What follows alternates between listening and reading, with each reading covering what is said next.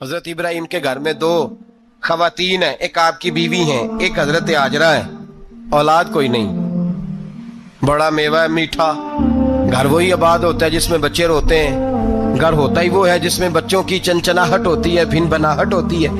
حضرت ابراہیم نے ایک بچہ روتے ہوئے دیکھا تو آنکھوں میں آنسو آئے، کہنے لگے ربی حب لی من الصالحین، یا اللہ مجھے بھی نیک اولاد عطا کر دے۔ حضرت سارہ نے سن لیا، کہنے لگی ابراہیم شاید میرے بطن سے تو آپ کو نصیب نہیں، ہاجرہ سے نکاح کر لو۔ جناب ہاجرہ سے نکاح ہوا۔ اللہ تو بڑا بے نیاز ہے، رب کریم نے حضرت اسماعیل جیسا خوبصورت بیٹا عطا فرمایا۔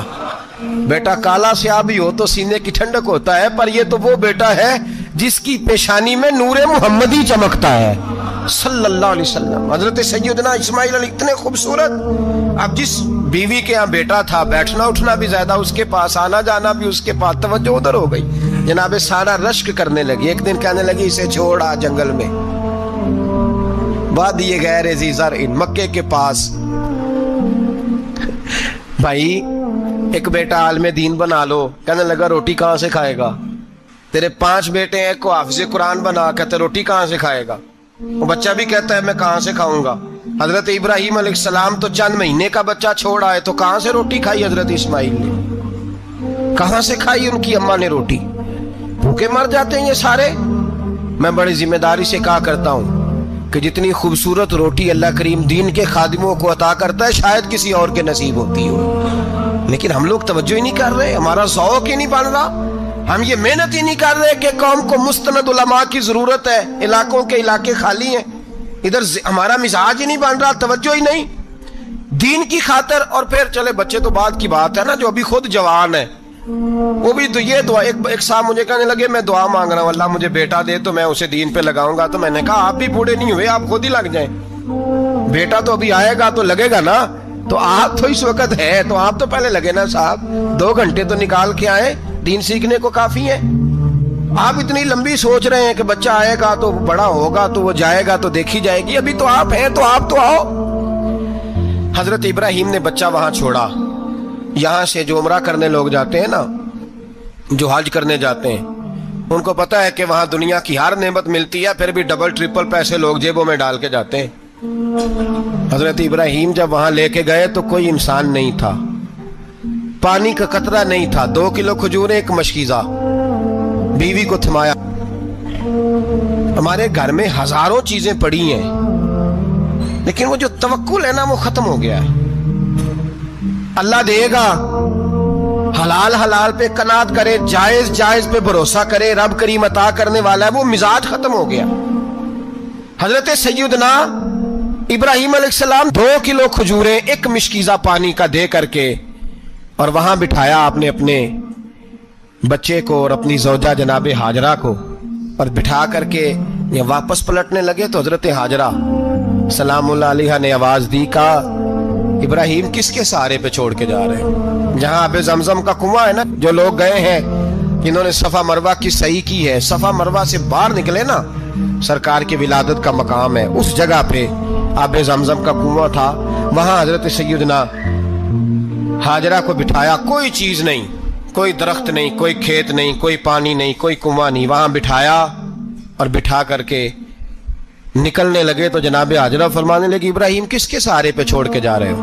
کہنے لگے اللہ کے سہارے پہ۔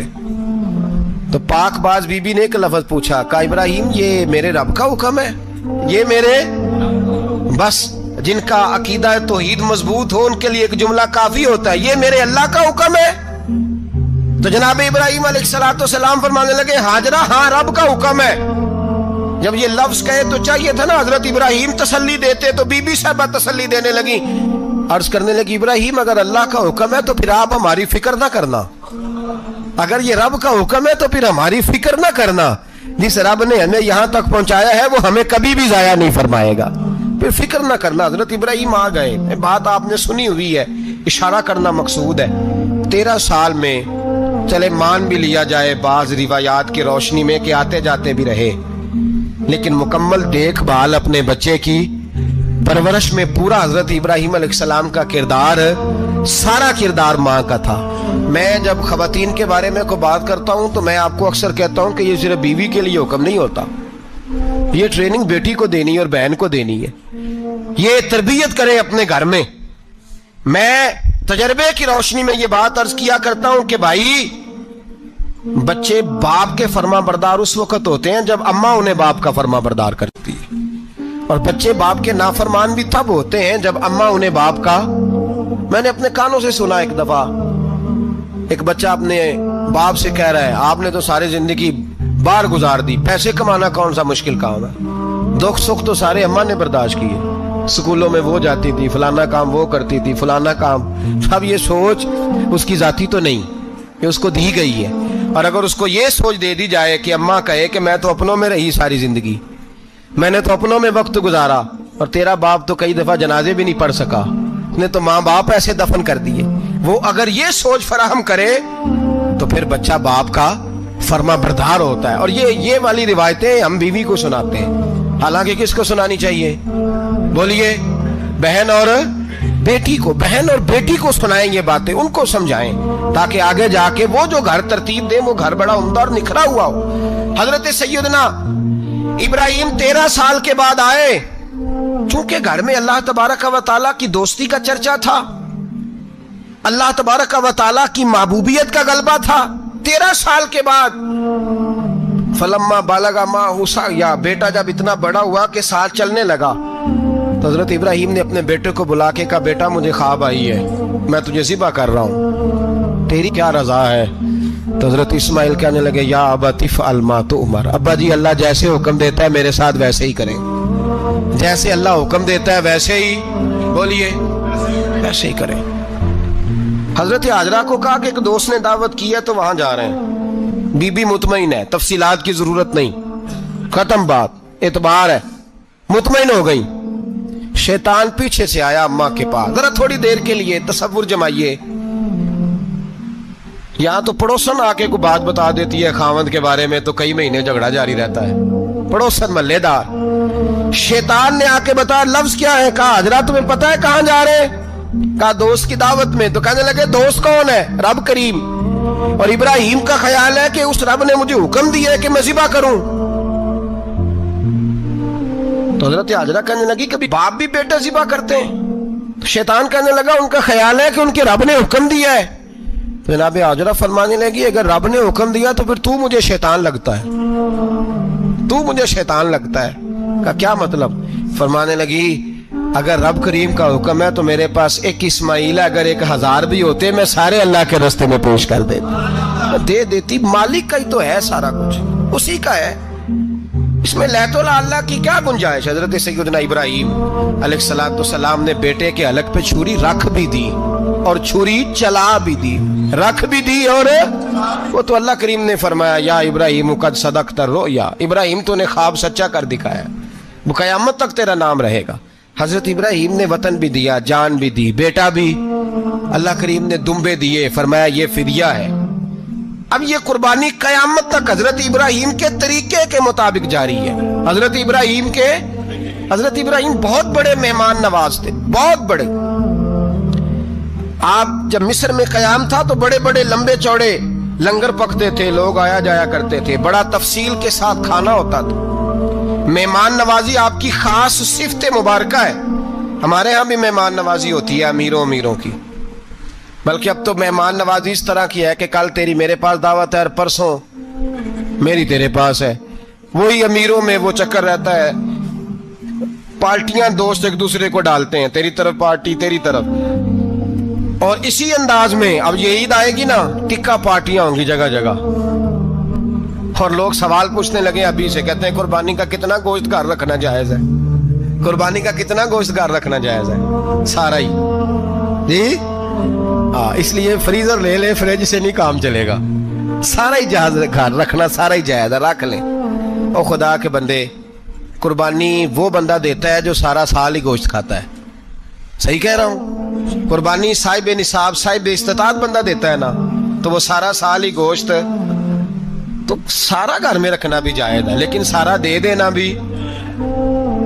تو جو آ رہی ہے اس پہ کیوں توجہ کرتے ہو, جو دوسرا جائز ہے اس پہ کیوں نہیں عمل کرتے؟ سارا تقسیم کر دیں, بات ختم ہوئی. یقین کریں محرم میں جا کے دوست ٹیلی فون کر کے سوال پوچھتے ہیں, کہتے ہیں صاحب سنا ہے قربانی کا گوشت محرم میں کھانا جائز نہیں. میں کہ نہیں, ربیع الاول چ بھی جائز جے, رجب رمضان تک کھاؤ, کوئی بندہ نہیں منع کرتا, اس لیے کہ کسی کو دینا تو پسند ہی نہیں. یا پھر اس میں سے جو خاص خاص چیزیں ہیں وہ اپنی فریج میں, اور باقی جو ہے وہ دوسروں کے لیے. یہ کیا طریقہ ہے ہمارا؟ قربانی اسلام کا ایک خوبصورت ترین عمل ہے, یہ محبوب ترین عبادت ہے اللہ تعالیٰ کی. قربانی اپنی فضیلت کے لحاظ سے, عظمت کے لحاظ سے, اپنی بلندیوں کے لحاظ سے دین میں بڑا مقام رکھتی ہے. لیکن ہر چیز کا رنگ روپ بدل دیا جاتا ہے نا, چونکہ قربانی چلی آ رہی تھی حضرت ابراہیم خلیل اللہ علیہ السلام سے. تو اہل عرب جو تھے مشرکین مکہ, قربانی کا تعارف وہ بھی رکھتے تھے, پر وہ قربانی کی حقیقت کو, قربانی کی حکمت کو, قربانی کے حسن کو, قربانی سے پھوٹنے والی روشنی کو سمجھنے سے ناآشنا تھے. وہ کیا کرتے تھے کہ جب وہ کوئی قربانی کا جانور ذبح کرتے تو اس کا جو خون ہوتا وہ بیت اللہ شریف کی دیواروں کے ساتھ مل دیتے. قربانی کے جانور کا جو گوشت ہوتا وہ لا کے بتوں کے سامنے رکھتے کہ یہ خون کعبے کی دیوار سے خون ملنے سے اور بتوں کے آگے گوشت رکھنے سے شاید ہماری قبولیت ہو جائے گی, ہم نے جانور ذبح کیا ہے. کمال ہے میرے رب کریم کی کتاب کا انداز بھی. قرآن مجید مختصر الفاظ کے اندر, مختصر جملوں کے اندر, اجمال کے اندر اتنی بڑی تفصیل بیان کر دیتا ہے کہ انسان کے ذہن کے, دل کے, دماغ کے دریچے کھل جاتے ہیں. اللہ کھانے پینے سے پاک ہے, بے نیاز ہے مالک. رب کریم نے فرمایا لن ینال اللہ لحومہا, فرمایا ہرگز نہیں پہنچتا اللہ کی بارگاہ میں تمہارا گوشت, ولا دماؤہا, اور نہ ان کے خون, نہ اس جانور کا گوشت اللہ کی بارگاہ میں پہنچتا ہے, نہ خون پہنچتا ہے. تو مالک پہنچتا کیا ہے؟ وَلَٰكِن يَنَالُهُ التَّقْوَىٰ مِنْكُمْ, بلکہ رب کی بارگاہ میں تو تمہارے دلوں کا تقویٰ پہنچتا ہے.